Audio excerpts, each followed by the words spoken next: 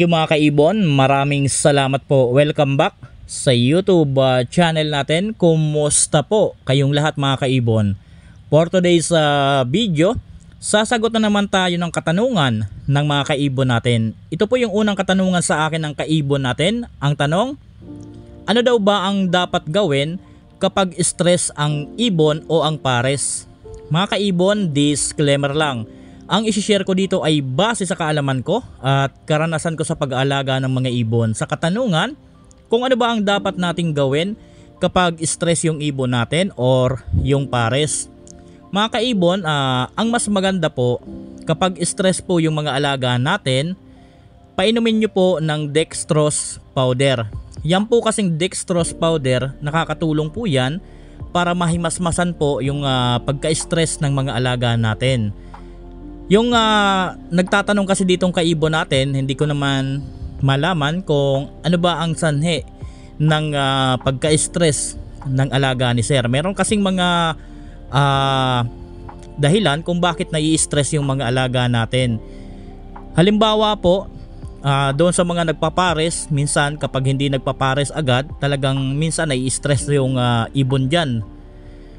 Meron din naman na halimbawa, doon sa kinalalagyan niya kagaya ng kulungan, kung masyadong maliit, minsan nai-stress din yung mga alaga natin dyan. At minsan meron din naman nai-stress dahil lang sa panahon, kagaya po ng sobrang init. Kapag sobra kasing init mga kaibon, nai-stress din yung mga alaga natin.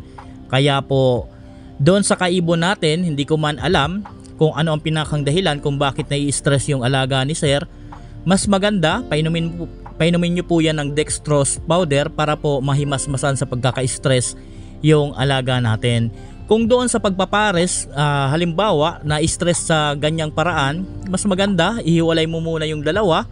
Kung doon naman po sa maliit na kulungan, mas maganda ilipat mo sa medyo malaking kulungan. About naman dito sa panahon, dahil medyo mainit ngayon, kung sa panahon dahil sobrang init baka nai-stress, mas maganda kung halimbawa po pwedeng malagyan ng electric fan or kaya naman pwedeng mailagay sa medyo nahahanginan para kahit papano hindi masyadong mainit, pwede nyo pong gawin yan mga kaibon.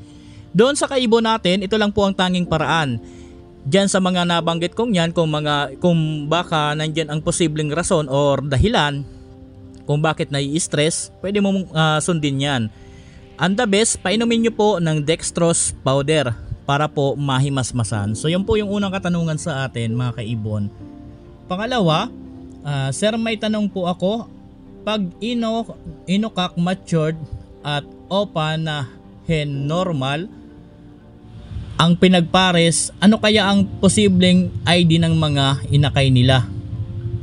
Ang parisan ni Sir, ino na kak normal, walang kargang opa.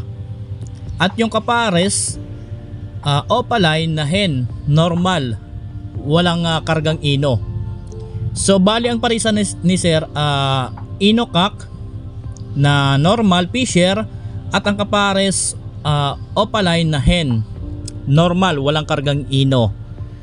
Kapag po pinagpares nyo po ang ganito, ang magiging ID po ng mga inakay po nito, normal hen, possible split ino, at split opa na kak, possible split ino. So yan po ang magiging ID lang po ng inakay, normal hen, possible split ino. Kapag nagkak, split opa, possible split ino. So yan po ang pangalawang katanungan. Pangatlong katanungan sa atin, boss, ask ko lang po kung ano ang magandang ipares sa white bull na hen. So nagtatanong si Sir kung ano daw ba ang magandang ipares sa white bull na hen. Mas maganda dyan, halimbawa meron kang white bull, parisan mo ng yellow bulls split ino, it is breed mo. Pwede yung maglabas ng lutino, pwede yung maglabas ng albino. Sa mga non-visual naman, pwede yung maglabas ng yellow bulls or white bulls, possible split ino.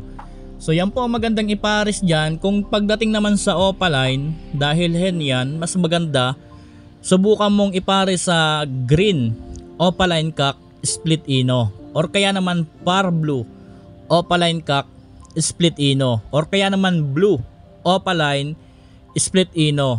So yan po, para kapag pinagpares mo na yan dyan, 6 link yan ang magiging inakay. Swerte mo kung maglabas ng visual yan, kung kumarga yung mga dugo ng ino, lalong lalo na doon sa mga cock, dahil yan white bulls merong dugo yan ng ino. Kaya mas maganda parisan mo ng opaline na merong dugong ino na cock para makapagpalabas ka. For example, baka pwede yan maglabas ng Lutino opaline 6 link hen, pwede rin yan maglabas ng split opa na Lutino, or kaya naman makapagpalabas ka po ng albino opaline 6 link hen, or kaya naman albino split opa. So pwede po yan lahat, kasi ng magiging anak niyan 6 link, napakaganda. Pero mas maganda dahil white bull yan, ang mapapayo ko ibangga mo sa green. So yan po yung pangatlong katanungan. Pang-apat na katanungan mga kaibon, Disino naman to. Disino yung tinatanong sa atin. Ano po magandang ipares sa Disino para makapagpalabas ng Crimino? Salamat po. Wala tayong iba na pwedeng ipares sa Disino. Dapat po ang ipapares natin dyan, umpisahan natin sa mga split par blue. Halimbawa po, green split par blue, pwede mo yan ipares dyan. Or kaya naman par blue split ino, or kaya naman blue split par blue split ino.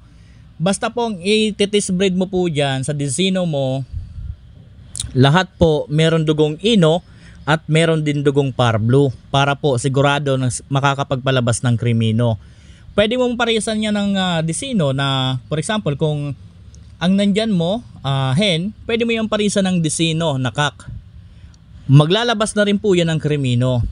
Or kaya naman pwede mo yung parisan ng yellow bulls split par blue, pwede mo yan iparis dyan, makakapagpalabas ka na ng Disino. Or kaya naman doon sa mga visual, kagaya ng albino split par blue, pwede yan maglabas ng visual Crimino. Or kaya naman Lutino split par blue, pwede yan maglabas din ng visual na Crimino.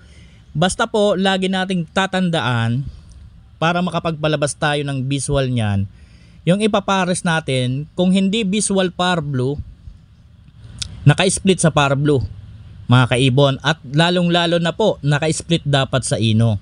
Halimbawa, babangga ka ng opaline, humanap ka ng green split par blue opaline cock split ino, or kaya naman blue opaline split par blue split ino, or kaya naman humanap ka po ng par blue split ino, saka mo po ibanggayan dyan para makapagpalabas ka po ng visual. So yun po yung mga katanungan sa atin. Doon sa mga kaibon natin na nagtanong, sana po nasagot ko ng maayos. Maraming salamat po. Happy birthday po sa ating lahat. God bless po sa ating lahat mga kaibon. Thank you po.